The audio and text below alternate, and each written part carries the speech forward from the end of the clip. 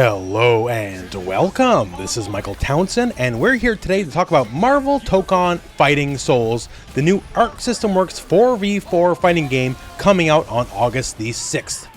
And we are here today to let you know everything you need to know about this upcoming fighting game. Help's on the way. Now, out of the gate, 4 characters, 4 versus 4, that certainly sounds intimidating. Maybe that's the kind of crazy you're looking for, but maybe that's just a little bit too much for you. But yes, this is a traditional team-based fighting game, but there is some pretty big differences. Like one, there is only the singular life bar.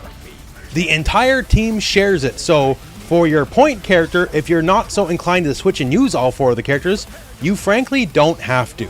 It might be helpful at points, but you never really have to switch off the initial character you choose, which is great. Also, there's the fact that the entire team is not unlocked at the start. When you begin a match, you only have access to 2 of your 4 characters, and various conditions unlock them throughout the match, like say, putting opponents through the wall. Or if you are already at the end of a stage, splatting them against the wall will also unlock a member of your team, and in fact, they'll join in on the attack. Or conversely, even though it's not very fun, just lose a round. If you lose a round, you will begin the next round with a new member of your team unlocked. And unlocking your team, on top of giving you more options to play as, also gives you your assists.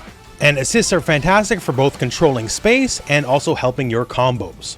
Many more advanced combos will only be possible if you correctly use your assists in the middle of the combo, just to have them there for the right moment. Basically, more assists equal bigger combos. Simple as that. And it's always nice to have more options. And speaking of options, naturally in this game, like any fighting game, you're going to have all kinds of special moves, super moves. In fact, you're going to have even a special super duper move, your Tokon Assemble attack. So this takes all 150 of your meter, the entire team shows up to beat up the enemy, although the point character gets a signature moment at the end, and can only be done on a round where you might lose the game. So this is basically your comeback mechanic, if anything is. Now, mechanics-wise, one of the really fun things about the game is how unique every character is. Sure, everyone has normal, specials, super moves, as you would expect, but one really cool aspect of the characters is the unique button. And the unique button is, well, unique to every character. So someone like Magneto, well, he does what he does best. He can throw lots of metal on the screen, and he can also use that metal on the screen as a weapon and magnetize you to boot. Extra scary because he has a command grab and he will drag you in against your will if you're magnetized. For someone like Green Goblin, his unique gives him the glider, gives him complete freeform air-based movement, and also a totally new moveset on top of that. In fact, the glider is so integral to his moveset, you can use it in the middle of combos as well.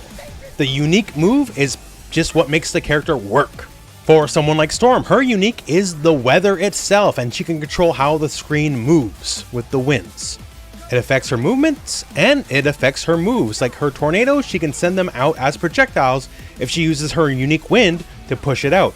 She has a command grab. As you see, I'm whiffing, but with the wind, I can make the command grab hit from almost half the screen away.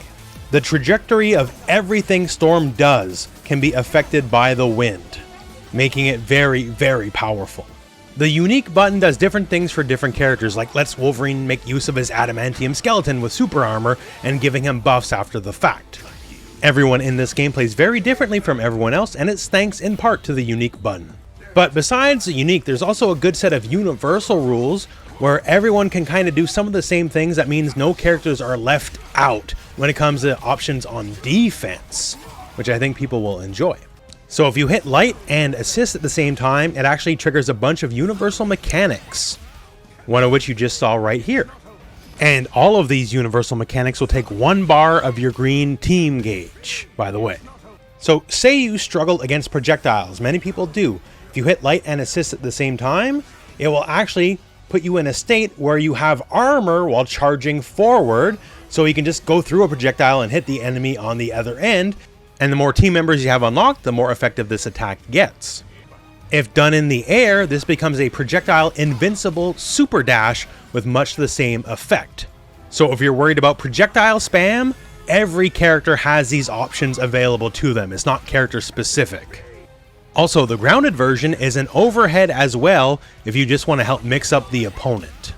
If you hit back, light, and assist at the same time, it's a specific dodge, and this catches pretty much everything. So if you are feeling pressured and you know the enemy is going to attack, you simply do this dodge and it will get them off of you. This also works on throws, just don't spam it though, because if it doesn't catch anything, there's a lot of recovery and you will be punished. On block, it is also a get off me mechanic, so this is a lot of different options you get, and again, every character has all of these options available to them, although for the get off me mechanic, there is counterplay FYI.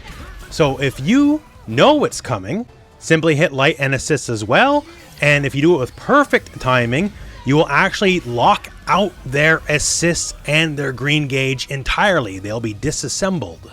So very powerful, absolutely, but don't spam it too much, otherwise the opponent might catch on and punish you for it. But defensively, all the characters in this game have fantastic options. Everyone in the roster has a baseline to work with. There's no haves or have-nots. Only difference is some characters sometimes have just a little bit more. Now that said, let's talk about the characters. So in Marvel Tokon Fighting Souls, we have a wide variety of characters all across Marvel Comics. A lot of them, admittedly, you probably know.